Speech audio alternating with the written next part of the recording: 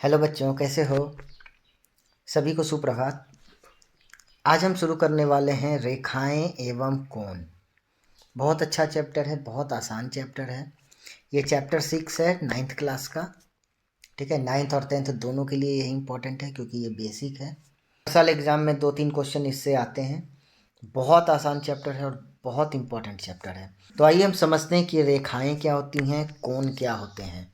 कि रेखा की बात करें तो रेखा जो होती है वो बिंदुओं का एक ऐसा सीधा पथ जो दोनों दिशाओं में अनंत तक फैला होता है। ठीक है, कोई भी लाइन रेखा जो होती है वो बहुत सारे बिंदुओं से मिलकर बनी होती है। ठीक है, तो एक सीधा लाइन, एक सीधा पथ जो होता है जो कि दोनों साइड बढ़ते रहता है। इस साइड भी बढ़ते चला जाएगा, इस साइड भी बढ़ते चला जाएगा। इसको हम रेखा कहते हैं। जैसे यहाँ देखो, यहाँ एक रेखा है, इस साइड भी बढ़ रहा है, इस साइड भी बढ़ रहा है, ए और बी, तो इसको ए बी कहते हैं। ए बी रेखा हुआ। इसको ऐसे डिनोट किया जाता है, ए बी के ऊपर 2 लाइन, मतलब ये एक रेखा को डिनोट किया जा रहा है, निरूपित किया जा रहा है। ये कह रहा है ये कि ए बी जो है एक रेखा है। उसी तरह ये रेखा इस तरह से भी हो सकता है, लेकिन सीधा। ये देखो यहाँ दिखा रहा है कि सी डी एक रेखा है। इसी में देखो रेखाखंड। रेखाखंड जो होता है वो रेखा का एक पार्ट होता है। ठीक है, एक पार्ट होता है जिसके 2 अंत बिंदु होते हैं। रेखा का वह पार्ट जिसके 2 अंत बिंदु हों एक रेखाखंड कहलाता है। जैसे देखो, ये एक रेखा है ए बी। ठीक है, ए बी एक रेखा दिया हुआ है। ठीक है, ये एक रेखा दिया हुआ है, इसका 2 बिंदु दिया हुआ है, एक यहाँ दिया हुआ है ए, यहाँ एक बिंदु दिया हुआ है बी। तो ये जो पार्ट कहलाएगा, ये हमारा यहाँ से यहाँ तक का जो पार्ट है ये हमारा कहलाएगा रेखाखंड। ये इतने बड़े रेखा का एक टुकड़ा, इसको रेखाखंड कहेंगे। इसको ऐसे डिनोट करते हैं। इसके ऊपर जो दिया रहता है इस पे एरो नहीं लगाते। जैसे यहाँ पे हम एरो दिए हुए थे ए बी के ऊपर रेखा में, वैसे यहाँ एरो नहीं लगाते, इसके ऊपर सिर्फ एक लाइन रहता है। ये एक रेखाखंड कहलाता है। ठीक है, इसके बाद देखो, यहाँ पे देखो, ये इस तरह से जब रहेगा एक तरफ एरो, तो इसको कहेंगे किरण। इसको कहेंगे किरण। इसमें देखो एक अंत बिंदु तो है यहाँ पे ए, लेकिन इस साइड में बी के पास कोई अंत बिंदु नहीं है, ये ऐसे बढ़ते जा रहा है। तो एक बिंदु से स्टार्ट होकर आगे बढ़ते चला जाए तो इसको कहेंगे हम किरण। ठीक है, इसके बाद देखो, एक ही रेखा पे जब बहुत सारी बिंदु होते हैं, एक ही रेखा पे जो बिंदु होते हैं इनको संरेख बिंदु या कॉलिनियर पॉइंट्स कहते हैं। लेकिन जो बिंदु इस रेखा से बाहर होते हैं वो असंरेख बिंदु या नॉन कॉलिनियर पॉइंट्स कहलाते हैं। मतलब कॉलिनियर पॉइंट्स पूछेगा तो एक रेखा अगर दिया हुआ है, एक लाइन दिया हुआ है, तो उस पे जितने भी बिंदु हैं वो सब कॉलिनियर, और जो बिंदु उस रेखा से बाहर है वो नॉन कॉलिनियर। यानी कि जो रेखा पे है कॉलिनियर, कॉलिनियर का मतलब संरेख बिंदु और नॉन कॉलिनियर का मतलब असंरेख बिंदु। ठीक है, इसमें देखो प्रतिच्छेदी रेखाएं भी होती हैं। ठीक है, ये भी एक प्रकार है रेखा का। इसमें क्या होता है, जब 2 रेखा एक दूसरे को कट करती हैं, जैसे देखो यहाँ पे एक रेखा ए बी है और एक रेखा सी डी है, ये दोनों मिलके ओ पॉइंट पे एक दूसरे को कट कर रही हैं। तो जब ये दोनों रेखा एक दूसरे को कट करती हैं, देखो ओ पॉइंट पे कट कर रही हैं, तो जब ये रेखा, जब 2 रेखा एक दूसरे को किसी एक बिंदु पे कट करती हैं तो उन्हें हम प्रतिच्छेदी रेखाएं कहते हैं। और जब कट नहीं करती हैं, एक दूसरे से नहीं मिलती हैं, दोनों सीधे सीधे चली जाती हैं, तो इसको समानांतर रेखाएं कहते हैं, जो कि कभी एक दूसरे को नहीं काटेंगी, या इसी को अप्रतिच्छेदी रेखा कहते हैं। ठीक है, अब इसके बाद हम देखते हैं कोण। कोण क्या होता है? कोण जो है 2 किरण या दो रेखा के मिलने से उसके बीच की जो कोणीय दूरी होती है, जैसे देखो ये एक रेखा है या ये एक किरण है BC, जो B से शुरू होके C तक गया और आगे ये बढ़ते जा रहा है। ठीक है, हम इस पॉइंट पे एक C मान लिया, मतलब BC एक रेखा हो गई। ठीक है, और इसी B से एक किरण गई इधर, जिसको कि यहाँ पे हमने A माना, और ये AB एक रेखा हो गई। अब ये जो पॉइंट है जहाँ B, जहाँ पे दोनों रेखा मिल रही है, इसको शीर्ष कहते हैं। और ये दोनों रेखा के बीच की दूरी, ये जो कोणीय दूरी कहेंगे, जो कि यहाँ पे x डिग्री में दिखाया जाता है इस दूरी को, कोणीय दूरी को, ये x डिग्री जो है ये कोण कहलाता है। दो रेखाओं के बीच का कोण कहलाता है। ठीक है, ये जो कोणीय दूरी है इसी को कोण कहते हैं। ठीक है, और ये जो दोनों है BC और BA, ठीक है, ये जो है इसको भुजाएं कहते हैं। ये क्या है, इस कोण का साइड्स है, ये भुजाएं हैं। ठीक है, इसको ऐसे डिनोट किया जाता है कोण B बराबर x डिग्री। ठीक है, और इसी को ऐसे भी लिख सकते हैं कोण ABC बराबर x डिग्री।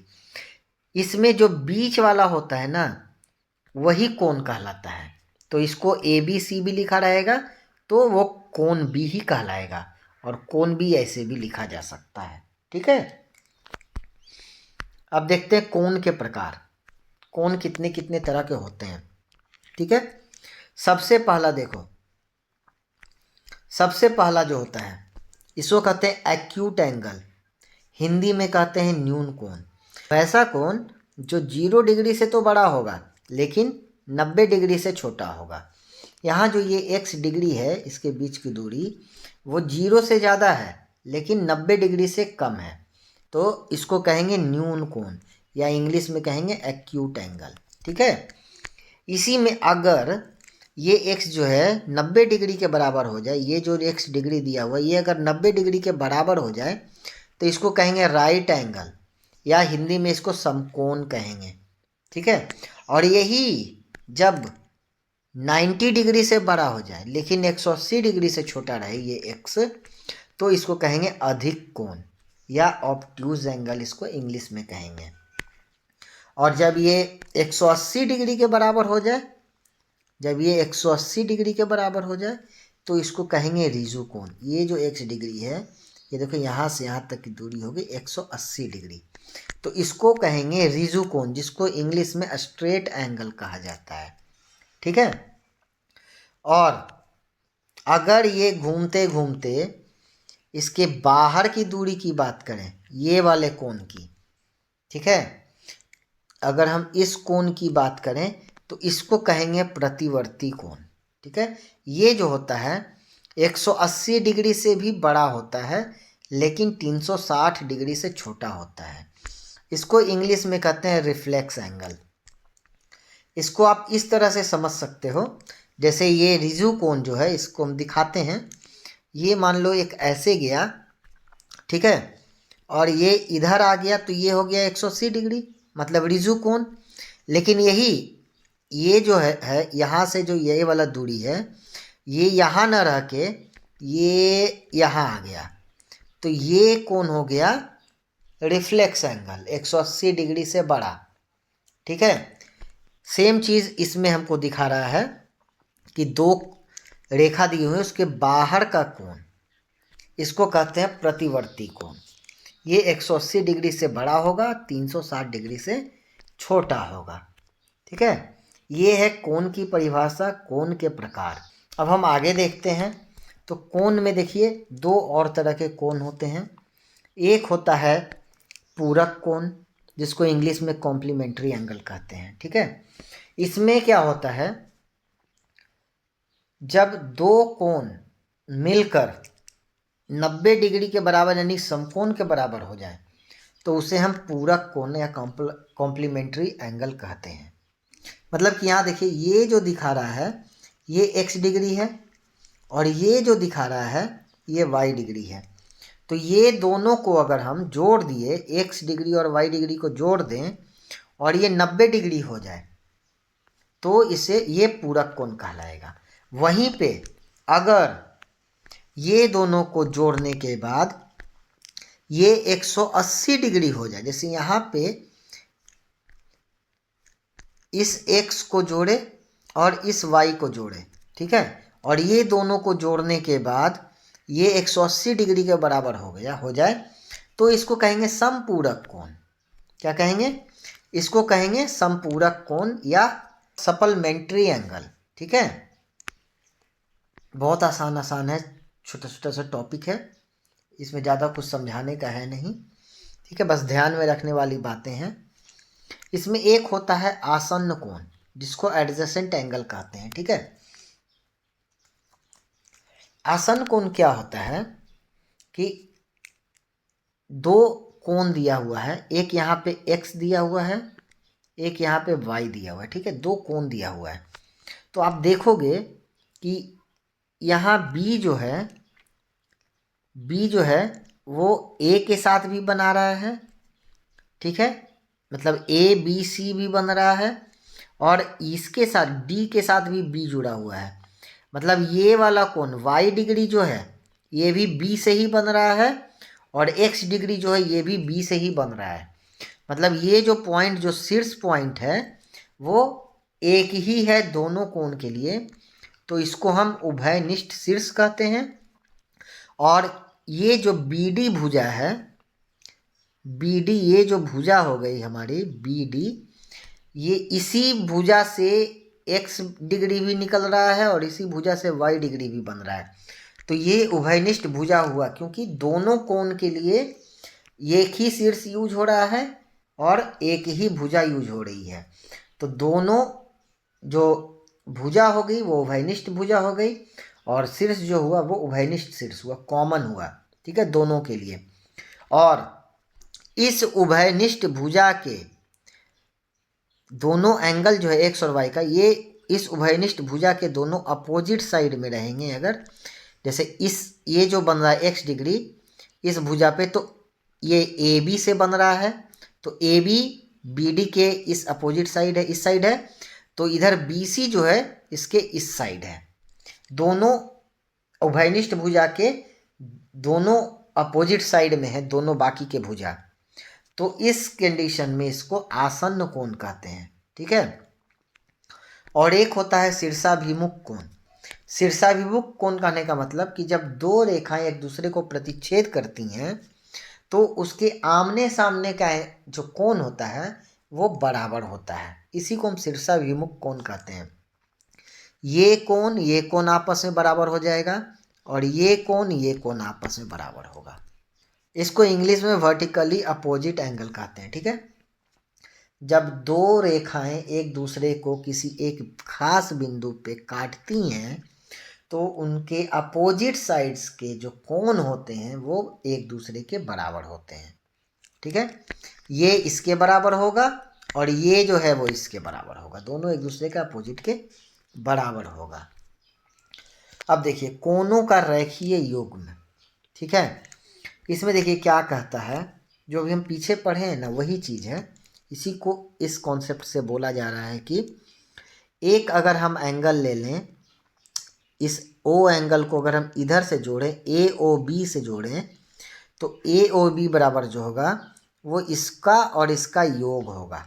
AOB जो है ये कोण और ये कोण को जोड़ देंगे, जोड़ने के बराबर होगा, यही कहलाता है कोणों का रेखीय युग्म। एक बड़ा कोण जो है वो दो छोटे कोणों से मिलकर जुड़कर बना होता है।